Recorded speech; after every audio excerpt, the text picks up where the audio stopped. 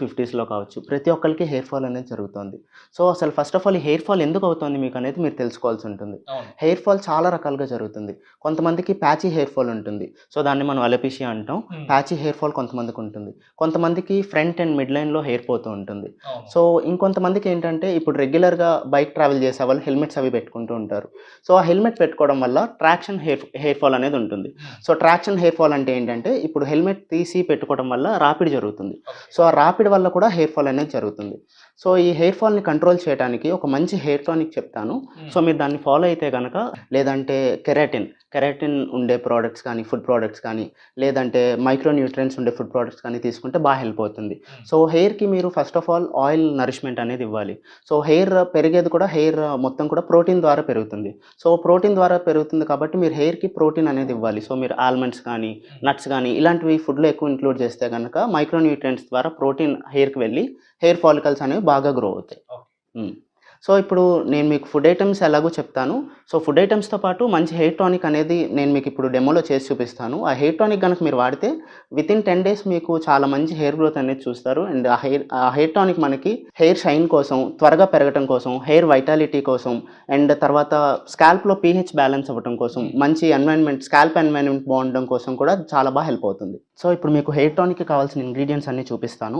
ఒకసారి చూసి మీరు రెడీ చేసుకోవచ్చు కూడా.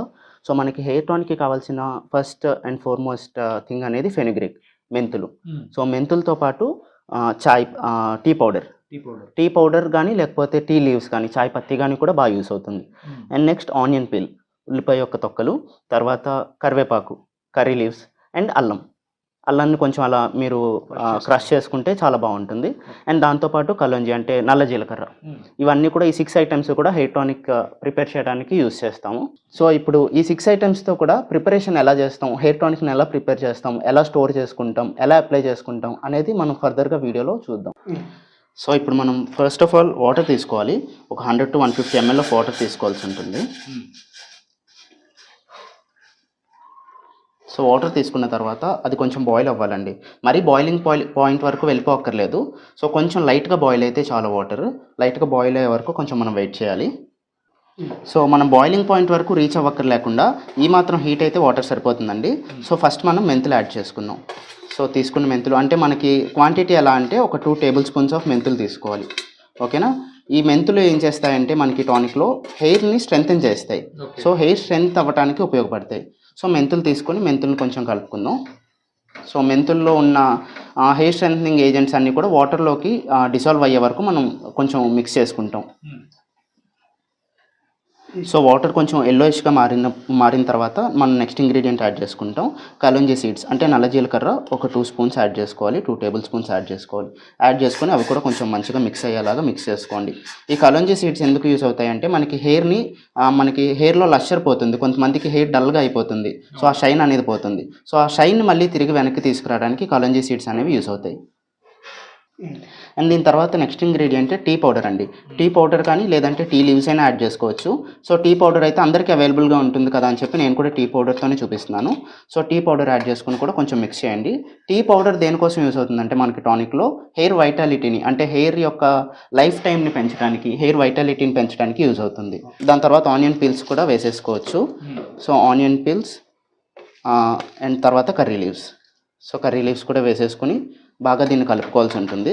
సో, ఆనియన్ పీల్స్ దేనికి యూజ్ అవుతాయంటే స్కాల్ప్‌లో ఉండే పీహెచ్‌ని బ్యాలెన్స్ చేయడానికి. హ్మ్. సో, స్కాల్ప్‌కి మనకి హెల్తీ ఎన్వైరన్మెంట్ లేకపోతే ఆయిలీగా గానీ, లేదంటే కొంచెం మైక్రోబియల్ ఇన్ఫెస్టేషన్ అంటే కొంచెం ఏమైనా ఫంగల్ ఇన్ఫెక్షన్ ఉందనుకోండి, దానివల్ల కూడా హెయిర్ ఫాల్ అవుతుంది. సో, ఆ ఫంగల్ ఇన్ఫెక్షన్ అది లేకుండా పీహెచ్‌ని బ్యాలెన్స్ చేయడానికి మనకి ఆనియన్ లీవ్స్ యూజ్ అవుతాయి. ఓకే. సో, దీంతో పాటు కర్రీ లీవ్స్ దేనికి యూజ్ అవుతాయంటే మనకి హెయిర్ యొక్క స్ట్రెంగ్త్ పెంచడానికి. ఎందుకంటే కర్రీ లీవ్స్‌లో మంచి మైక్రో న్యూట్రియంట్స్ ఉంటాయి. హ్మ్. సో, ఆ మైక్రో న్యూట్రియంట్స్ హెయిర్ స్ట్రెంగ్త్‌ని పెంచుతాయి బాగా. సో, హెయిర్ స్ట్రెంగ్త్‌ని పెంచడానికి మనం కర్రీ లీవ్స్ తీసుకుంటాం. సో, కాసేపు బాయిల్ అయిన తర్వాత మనం కొంచెం జింజర్ కూడా యాడ్ చేసుకోవాల్సి ఉంటుంది. జింజర్ మనం దేనికి యాడ్ చేసుకుంటాం అంటే హెయిర్ త్వరగా గ్రో అవ్వటానికి. సో, హెయిర్ త్వరగా గ్రో అవ్వటానికి జింజర్‌లో మనకి మంచి కెమికల్ కాంపౌండ్స్ ఉంటాయి. సో, హెయిర్ గ్రోత్‌ని ప్రమోట్ చేస్తుంది. సో, మీరు హెయిర్ గ్రోత్‌ని చాలా త్వరగా చూడాలి, క్విక్ హెయిర్ గ్రోత్ ఉండాలి అంటే గనుక జింజర్‌ని ఖచ్చితంగా యాడ్ చేసుకోవాల్సి ఉంటుంది. సో, యాడ్ చేసుకొని దీన్ని 10-15 మినిట్స్ ఒక మీడియం ఫ్లేమ్ మీద బాయిల్ చేసుకోవాల్సి ఉంటుంది. ఓకే.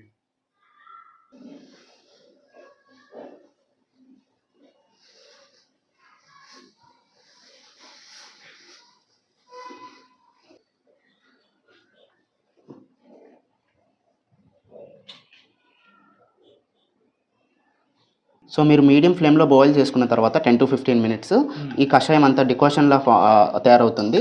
సో దీన్ని మనం హెయిర్ టానిక్గా తీసుకోవచ్చు. సో ఈ కలర్ చూసారా, ఈ కలర్లోకి రావాలి, ఓకే.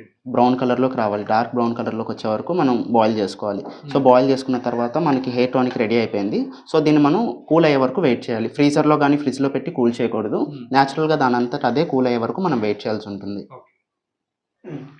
సో ఇది మనకి మొత్తం బాయిల్ అయిపోయింది కదా. సో ఈ బాయిల్ అయిన మన టానిక్ని మనం ఫిల్టర్ చేసుకోవాలి ఫస్ట్. సో ఫిల్టర్ చేసుకున్న తర్వాత కూడా మనం కూల్ చేసుకోవచ్చు. సో మనం ఒక స్ట్రైనర్ తీసుకొని ఫిల్టర్ చేసుకుందాం. ఫిల్టర్ చేసుకొని మొత్తం ఇంగ్రీడియంట్స్ అన్నీ కూడా ఉండిపోతాయి. సో ఇంగ్రీడియంట్స్లో ఉండే కెమికల్ కాంపౌండ్స్ మనకు హెయిర్ గ్రోత్కి, హెయిర్ వైటాలిటీకి, షైన్కి పనికొచ్చే కాంపౌండ్స్ అన్నిటిలోని ఉన్న కెమికల్ కాంపౌండ్స్ అన్నీ కూడా మనకి టానిక్లోకి వచ్చేసాయి అనమాట.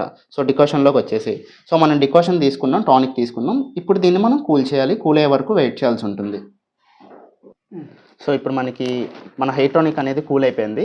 సో మీరు కూల్ అవ్వాలి, ఇంకా ఫాస్ట్గా కూల్ అవ్వాలి. ఇప్పుడు ఒకవేళ మీరు హరీలో ఉన్నారనుకోండి, మీరు ఒక ఐస్ వాటర్ టబ్ తీసుకుని ఐస్ వాటర్ టబ్లో మీరు ఇది డిప్ చేసుకున్నా కూడా ఈ వెసల్ని అది త్వరగా కూల్ అవుతుంది. సో డైరెక్ట్ కూల్ చేయకూడదు, ఇండైరెక్ట్గా కూల్ చేసుకోవచ్చు.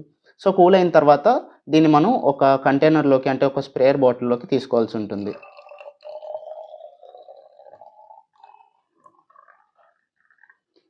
సో ఒక స్ప్రేయర్ బాటిల్లోకి తీసుకుని స్ప్రే చేసుకోవడానికి వీలుగా, అంటే మనకు స్కాల్ప్కి కానీ హెయిర్కి కానీ స్ప్రే చేసుకోవాలి కాబట్టి స్ప్రేయర్ బాటిల్లోకి తీసుకుంటే కనుక మనకి స్ప్రే చేయడానికి అనేది చాలా ఈజీగా ఉంటుంది.